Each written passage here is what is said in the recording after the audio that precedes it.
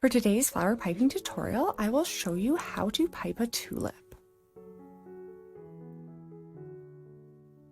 To begin, I'm going to be using some pink buttercream and I'm going to be using a curved petal tip to pipe these tulips. I'm also going to be adding some leaves, and this is a leaf tip in a V shape. To begin it, use a small amount of buttercream to attach a square of parchment to a flower nail.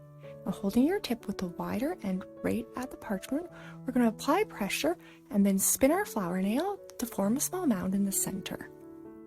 We're going to pipe a second mound directly on top, and this is going to help build up the height that we need for our buttercream tulip.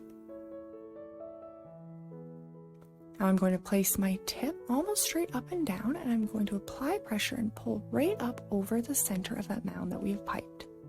I'm going to turn my flower nail and pipe my next petal directly across. We'll want to continue alternating sides as we pipe these petals to ensure that they all overlap for a nice full-looking tulip flower. As always, all of these instructions are also down in the description box below. These tulip flowers look amazing on spring cakes and cupcakes. Place your buttercream flowers in the fridge or freezer for 10 to 20 minutes to allow them to firm up, and then you can easily transfer them to your cakes or cupcakes. I'm going to switch to my leaf tip, and I'm just going to apply a small amount of pressure, pull back to pipe my leaf.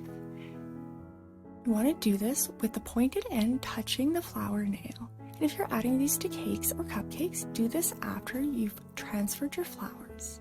And that is how you pipe a buttercream tulip. If you have enjoyed this tutorial, I'd appreciate it so much if you would like or subscribe. I'm going to link a few more tutorials here for you. As always, thanks so much for watching.